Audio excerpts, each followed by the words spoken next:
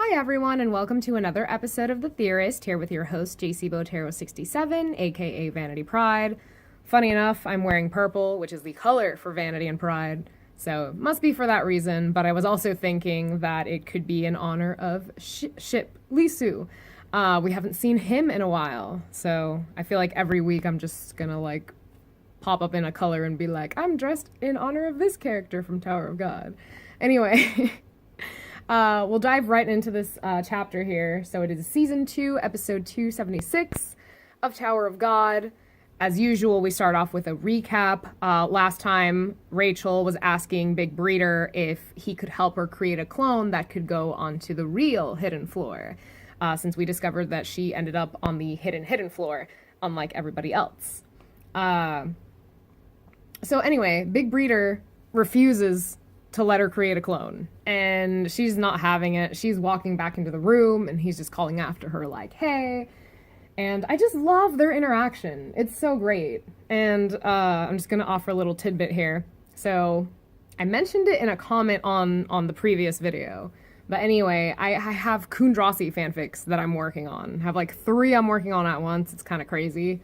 But anyway, I was thinking there has to be one where Big Breeder is Rachel's servant or something, because I could totally picture, their interaction with, Rachel being a princess or something, and, she's being taken care of by this Big Breeder dude, and she's kind of like whatever to him and doing whatever the hell she wants, because that's how she is.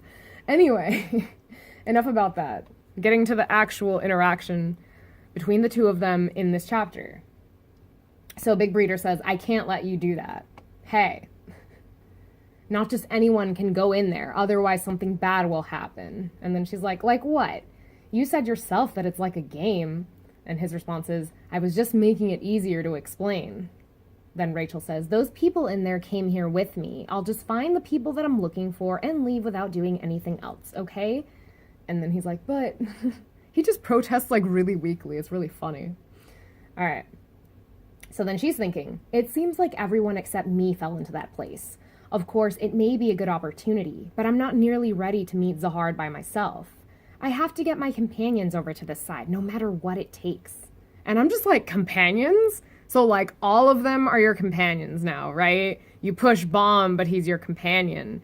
He already accepted what you had offered before, that you guys are enemies, and now you're calling him a companion of yours. I don't think Kuhn's really going to appreciate you calling him your companion. But it got me thinking, I'm like, okay, maybe she's not referring to everybody on the hidden floor. Maybe she's merely referring to Wang Nan and Yuraha, That could be a possibility, for sure. So anyway, she puts on the VR helmet thing, and Big Breeder gets pretty enraged. He's like, damn it, I said no! But, she's gonna do whatever she wants. Actually, I just noticed in this picture, we see that Manta, that power that she has, it just kind of emerged and kind of creating this strong wind that's kind of blowing Big Breeder away. Sends him falling and sitting on his ass. So anyway, she gets greeted by, this electronic voice or whatever. So I'm gonna do my best to do that voice. Welcome. Welcome to the world within the mirror. I haven't seen you before. Please enter the name of the avatar that will be shown in that world. Preparing transmission. Please enter your avatar name. And then she's thinking, Rachel, enter a name? Am I supposed to use a fake name? You've used one before, honey. You may as well use the same one, right? Michelle Light. That's kind of my guess as to what she's using, but I'm pretty sure, as SIU likes to troll all of us, that she's going to choose some other name. Anyway, the computer goes on to say, think as you press down with the second finger on your right hand to enter the name. And then something is getting typed up, but we can't see it. So we're not going to get her name revealed until next chapter. Spoiler alert for this one. All right, so the name has been entered. And then it says, now please create your avatar. And then it says, you cannot change the avatar later, so decide carefully. Once you have decided on the appearance of your avatar, you cannot change it, so please choose carefully. That was a redundant thing, I'm sorry, guys. All right, so then she's like, the appearance, I can change my appearance too? So does that mean I can become a completely different person in that world? Which is interesting that she wants to be different. I actually have an idea as to why, which I will talk about later on. But yeah, I mean, you look at Big Breeder, he obviously looked the same, but I mean, if Rachel is given the option to look different, then there you go. But I mean, if you desperately want to gather up your companions again, don't want to look too different either. So anyway, the changes, yeah, the changes have been made.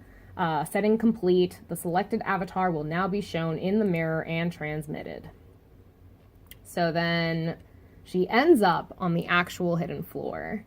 And then if you look here, my guess was that she either stayed the same or was making herself into a prettier version of herself. But again, we'll reveal that later on. So anyway, concluding this part with Rachel, this freaking large-ass rat is going down like this alleyway where she's at. And then we get transitioned to Coffee Addict and Co. And so one of them, or maybe all of them, are still appalled that there is another data world besides this one.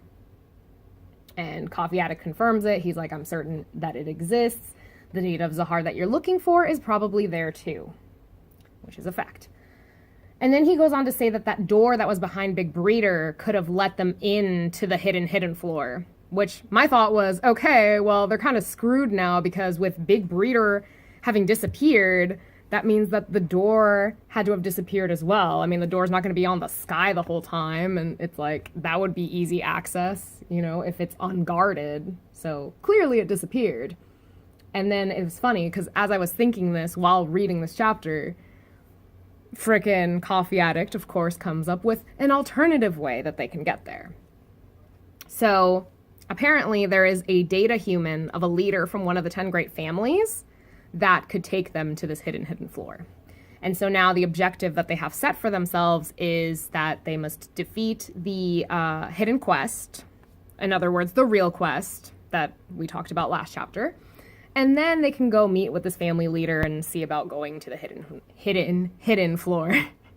I'm telling you, I'm gonna get tongue twisted with the whole hidden floor and hidden floor thing. It's really crazy. But anyway, Coffee Addict then tells Baum to check his pocket. It turns out that Baum, after leaving the quarantine area, had received a gauge, and it turns out that it's fully black. So they're pretty much set to complete the quest. So then Coffee Addict tells him to pronounce certain words, and the scroll pops up, and it's a picture of a rat. And it turns out that this rat is the villain that they have to defeat in order to complete the quest. So while Baum and Co. are to go do that, Coffee Addict asks Andrasi to take him back to the quarantine area. So, after that mouthful, we continue with Baum and Co. They step outside, and Sachi and Boro are there, and they're like, yo, a bunch of rats just showed up, like, where were you guys? Like, you know, come on, let's do this, kind of a thing. And so, you know, Kuhn's like, yeah, there's a reason, like, we summoned those rats, we'll explain later, let's just defeat them now, since that's more important.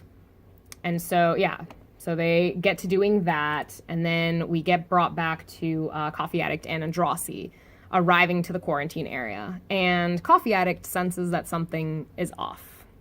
So that's about all that we see of those two for the rest of this chapter. So it won't be until next chapter where, you know, Coffee Addict will sadly come to realize that his friends are dead. I mean, I personally believe like they could come back, but I mean, like the whole Rose thing, that didn't happen. Then again, Rose got shot with a bullet that kills off data humans, like for real. So who knows about Coffee Addict's companions.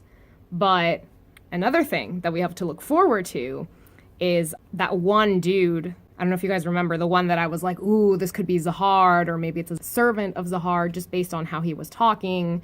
So I know he had left the quarantine area, but maybe he senses that two people have come back, and there's suddenly life on the quarantine area again. So maybe he'll go back, or, you know, just continue on to the village and find Bomb and Co. there. But I have a feeling that, like I said before, it's Andrassi's sworn enemy. It's got to be.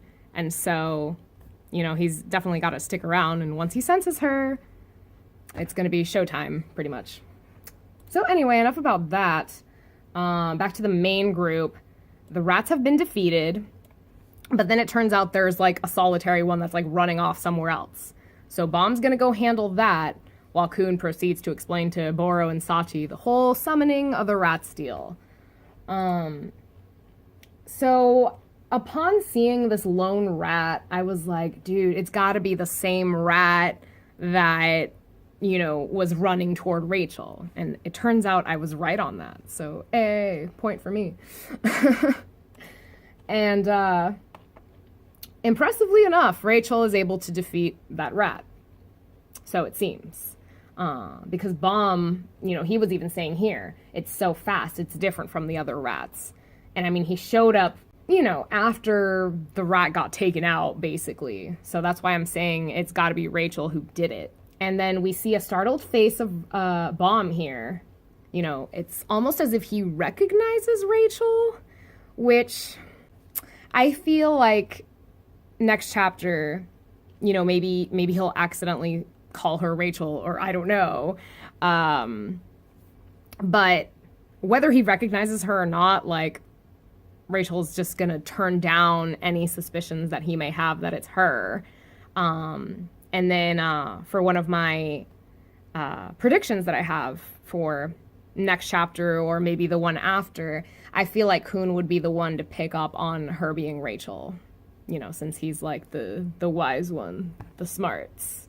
So, of course, she's probably going to turn it down too, because as I've mentioned before, she probably isn't too concerned about Bomb and Co.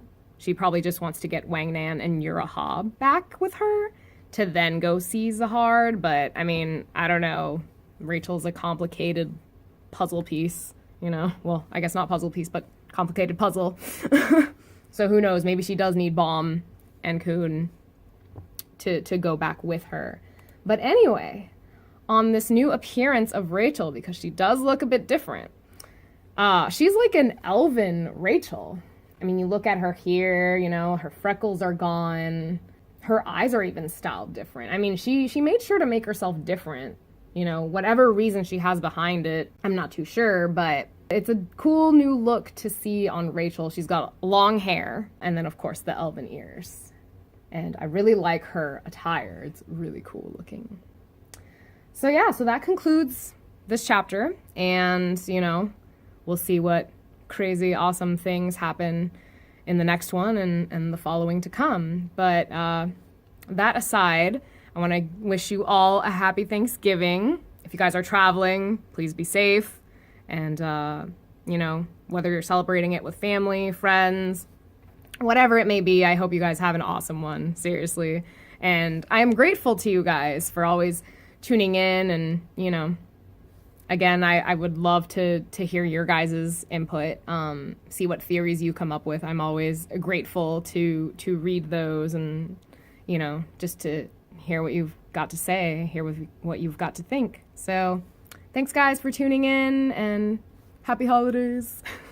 Catch you in the next one. So I knew I was going to forget the point that I was going to make later on.